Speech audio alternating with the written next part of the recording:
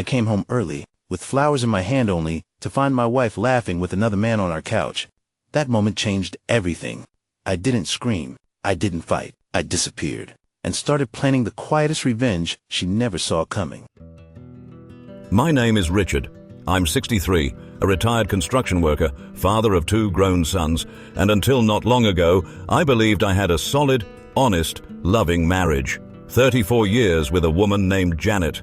Loyalty, care, support, or so I thought. It all began with little things. Janet became nervous, always running late, changing plans, whispering when she answered calls. I blamed stress, but deep down, I felt unease, suspicion. I pushed it down. Then came the day I meant to surprise her. I came home early, parked discreetly at the neighbors. I wanted to come in quietly, with flowers and a smile. But in the hallway, I heard a sound. A man's voice. Her laugh. The door was ajar. I stepped in, and I saw something I will never forget. She was with him, not in bed, on the couch. But it was all there. Candles, wine, soft lights, his hand on her thigh. He stood up. I thought I'd hit him, but I didn't. I turned and walked out. The next morning, I didn't go home. I didn't answer her calls. I checked into a motel for a week. I didn't cry. I froze. For the next few days, I watched. I saw him stay overnight, saw her bring him coffee. I knew what she'd say. It was only once, a mistake. I love only you. I didn't want to hear it. I wanted to know the full truth, and I found it. They had been having an affair for over a year. She had lied not just to me, but to our sons. He was 10 years younger. They were making plans to leave. When I got too old to keep up. One evening, I heard her say on the phone, "He's aging, not what he was. With you, I can breathe again." That night, I made a plan, not revenge, truth. I collected screenshots, emails, audio. I installed cameras. Yes, I went back, pretending I forgave her. I apologized for being distant. She smiled like an actress, and he came, through the back door, late at night, while I was supposedly in the garage. But I recorded it all. Then came the day. I printed everything, made a dossier, gave it to our sons, her parents, our closest friends. I packed a box and left. On the table, I left a flash drive labeled, "Face the Truth." A week later, she came to me, crying, begging, saying she made a mistake, that she would never again, that he wasn't the one, that I was her family. I was silent. Then I said, "Do you know how many years I thought you were my everything, while you were doing everything to make me feel like nothing?" I didn't shout. I didn't accuse. I walked away, for good. Now I live in a small apartment overlooking a lake. I got a dog. I'm writing a book. I think about it sometimes, not with pain, with cold detachment. Sometimes love doesn't die. It just goes somewhere it can never be found again. But the truth doesn't just destroy, it also rebuilds. In the weeks that followed, I found myself relearning how to breathe. Mornings weren't filled with dread. I sat by the window with my coffee and listened to the world. The quiet became company. I reconnected with my sons, not just as a father, but as a man. They saw me not as a victim, but as someone who stood tall. They were angry at first, hurt that I didn't tell them sooner. But when they saw the truth, they understood. Janet sent letters, voicemails, gifts, none of which I acknowledged, because it wasn't about punishment. It was about boundaries. I had been erased quietly for too long. I was done giving second chances to someone who threw away the first. One night, I drove past our old house. Her car was there, so was his. The porch light was on, curtains closed. From the outside, it looked like any ordinary evening, but I knew better. That house was built on lies now. I kept driving. I joined a local writers' circle, mostly retirees. We met every Thursday in the library basement, shared stories, some funny, some heartbreaking. I read mine aloud one night, changed the names, of course, but when I finished, the room was silent. One man simply nodded and said, "That was truth." It felt good, like something sharp had been pulled from my chest. I took long walks. I learned to cook more than just eggs and toast. I even painted a room, badly but proudly. I began to rebuild, not the marriage, but myself. And every time I started to question if I had done the right thing, I remembered that hallway, her laugh, his hand. That was all the answer I ever needed. It took time, but I started to feel human again. Grief isn't always loud. Sometimes it's quiet. A silence in the house where there used to be laughter. A chair no longer pulled out. A toothbrush untouched. But there's something about that silence that sharpens you, cuts through the fog of pain, and leaves behind a version of yourself you forgot existed. I wasn't trying to forget Janet. I just didn't want her betrayal to define me. I'd spent 3 decades building a life. I wasn't about to let her burn it all down. One afternoon, I got a call from my oldest son, Patrick. "Dad," he said, "I saw her at the grocery store. She looked different." "Different how?" "Older, tired, like she was carrying a weight that wasn't visible last year." I didn't say anything. There was a long pause. "I just wanted to say, I'm proud of you," he added, "for walking away." After we hung up, I sat in the stillness for a long time. Maybe that was part of healing too, recognizing that even when the wounds close, the scars are still there. And sometimes they teach us more than the pain ever could. That evening, I went through an old box of photos, family vacations, birthdays, Christmas mornings. Janet's face smiled in every frame. For a moment, I felt myself slipping into the past, wondering if any of those smiles were real. Then I saw one photo I'd forgotten existed. It was from our 25th anniversary. We'd gone to Charleston for a long weekend. She wore a blue dress I had picked out for her. In the photo, she wasn't looking at me. She was staring just off camera. And for the first time, I saw it. Distance. Even back then. It hadn't started last year. It had started long before. There were signs, her fading enthusiasm, the way she'd pull away during conversations, how holidays became routine, but I had ignored it, dismissed it as life getting busy, aging, stress. We grow blind to comfort. We assume normal means safe, and she had taken that comfort and weaponized it. The next day, I sat at my desk and began outlining chapters for the book I never thought I'd write. I wasn't a writer by trade, but pain has a way of turning survivors into storytellers. The working title? 34 Years and a Flash Drive. I didn't plan to publish. It wasn't for the world. It was for me. The more I wrote, the more I realized the affair was just the final betrayal. The deeper one was emotional neglect. Years of being unseen. She wasn't the only one who grew distant. I did too. Not out of disinterest, but because I didn't know how to fix something I didn't know was broken. But that's not an excuse, it's just context. Later that week I saw them. Janet and him, Jason, at a gas station. I was in my car across the lot. They didn't see me. He pumped gas. She sat inside, staring at her phone. No smiles, no conversation, just silence. For a moment I wondered if she missed me, if she looked at him and regretted. Then I let the thought go. Regret was hers to live with, peace was mine to earn. I turned the key, drove home, and made pasta from scratch. After that day at the gas station, I didn't see them again.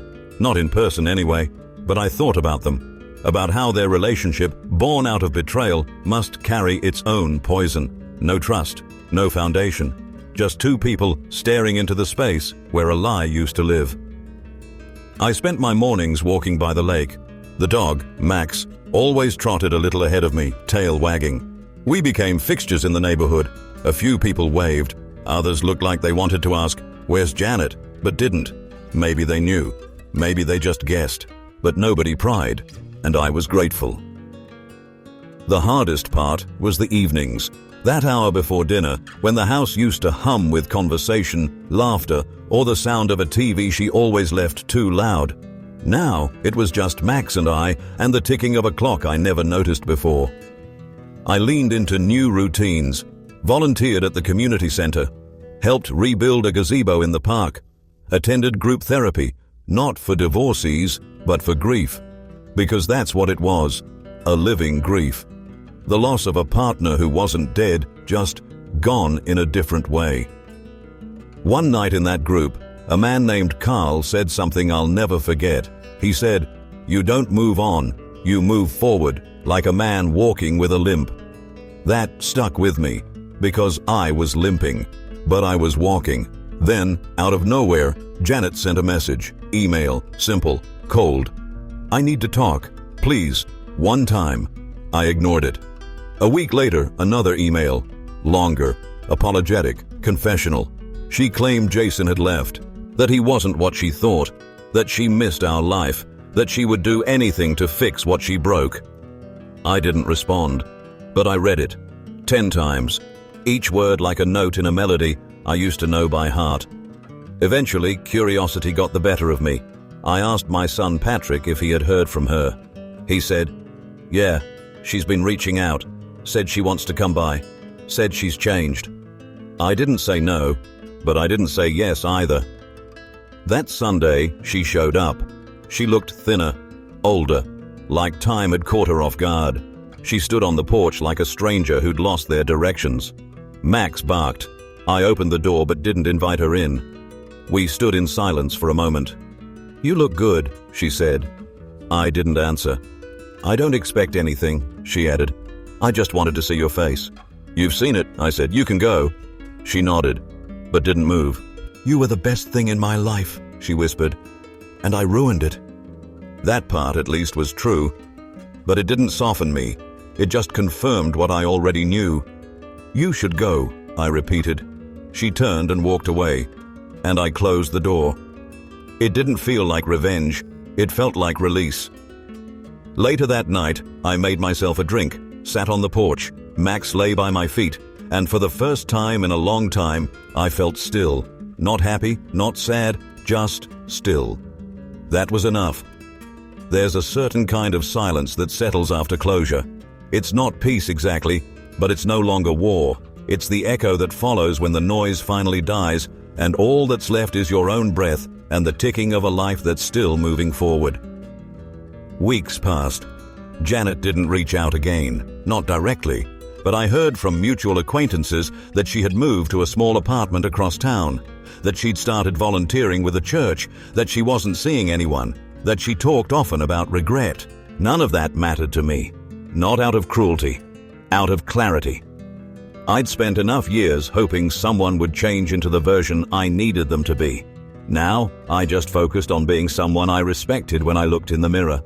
My days took on rhythm. Mornings with Max, midday writing sessions, evenings fixing things around the house, slowly transforming the space into something that felt mine, not ours. I repainted the living room, changed the furniture layout, donated old pictures and keepsakes, not out of bitterness, but because some things belong to a life that no longer fits. One day, I got a letter from Jason, typed, formal, apologetic. He wrote about shame, about how their affair had started during a moment of weakness, how he never intended for it to go so far, how he never wanted to hurt me. He ended it with, "If I could go back and undo it, I would, but I know I can't. I just hope you find peace." I didn't respond. There was no satisfaction in his regret, just confirmation that the mess they made was real. I showed the letter to Patrick. He looked at it for a long time, then simply said, "He doesn't deserve the paper this is printed on." That night, I burned the letter. There's something ceremonial about letting go. The next week, I did something unexpected. I signed up for a woodworking class at the local community college. Mostly retirees, a few young guys. One of them, Eric, reminded me of myself at 30, quiet, watchful, but full of questions. We built simple things at first, a stool, a box, but with each piece, I felt something shift. My hands remembered, my confidence returned, and so did a sense of creation, of making something useful, solid, lasting. One Thursday, Eric asked, "How do you know when to start over?" I said, "When staying where you are hurts more than starting again." He nodded, wrote it down. Maybe it helped him. I hope it did. The class became a ritual, one I looked forward to. One afternoon I stayed late. The instructor, a widower named Hank, came over with 2 cups of coffee. "You're rebuilding more than furniture," he said quietly. I smiled. "Aren't we all?"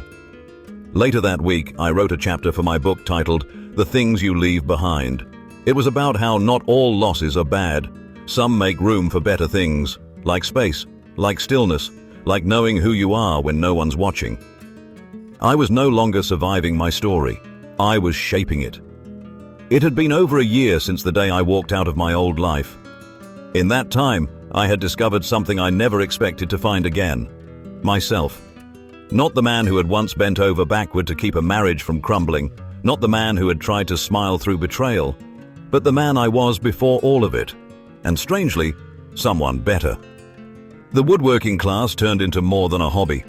I started making pieces for the community center, then for neighbors, then for a local shop downtown. My hands, once rough from decades of construction, found a new kind of strength in precision and patience.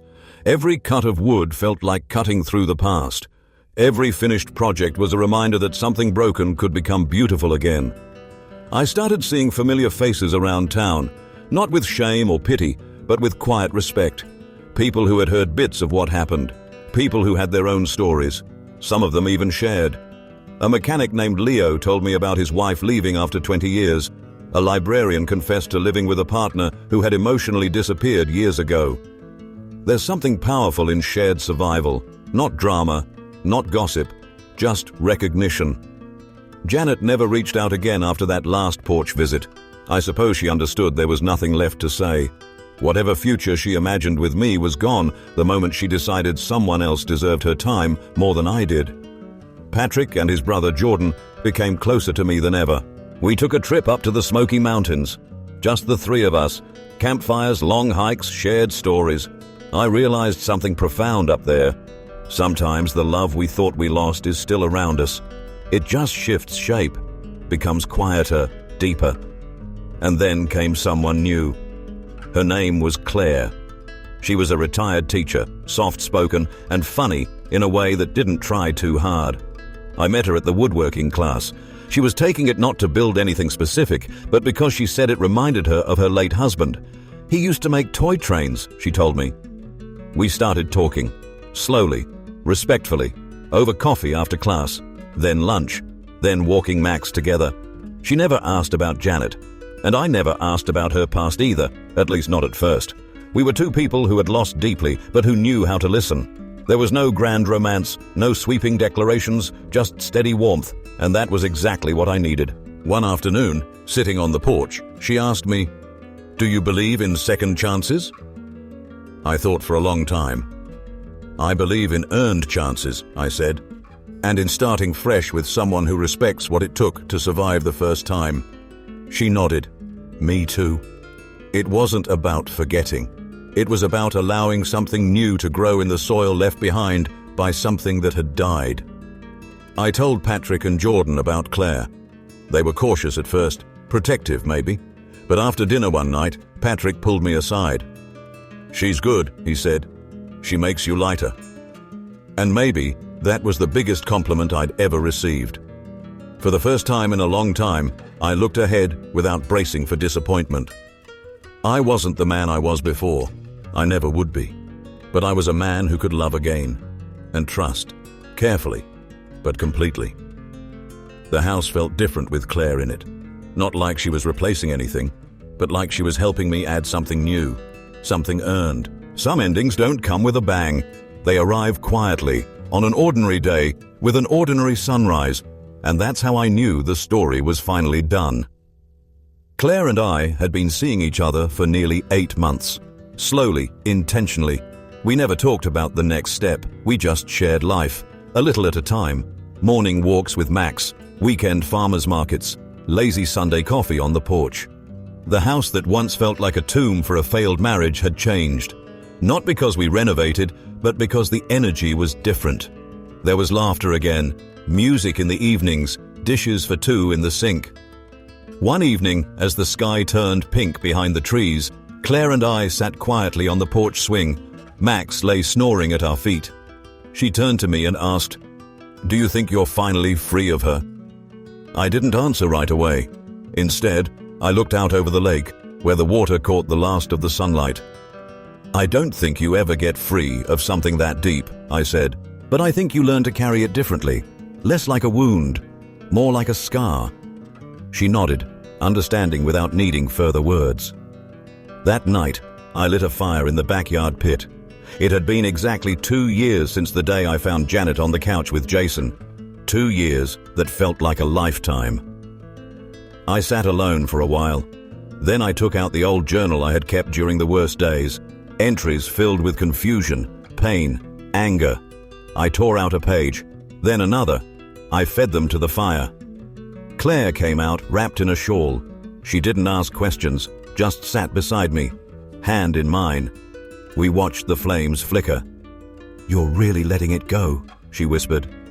"I think I already have," I replied. The next morning, I walked into the garage and pulled out the last unfinished project from my bench.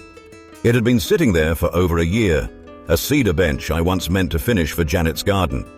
I sanded it smooth, stained it, and when it was dry, I placed it under the big oak in the yard. Claire saw me looking at it. "You finally finished it," she said. "Yeah, but it's not hers anymore. It's ours." We sat on that bench that evening, Max by our feet, and I thought, this is what healing looks like. Not forgetting, not erasing, but choosing. Choosing peace over pain, growth over resentment, love, not as a fix, but as a gift. The porch light clicked on as dusk settled, and for the first time in my life, I didn't feel like I was waiting for something to come home. I was already there,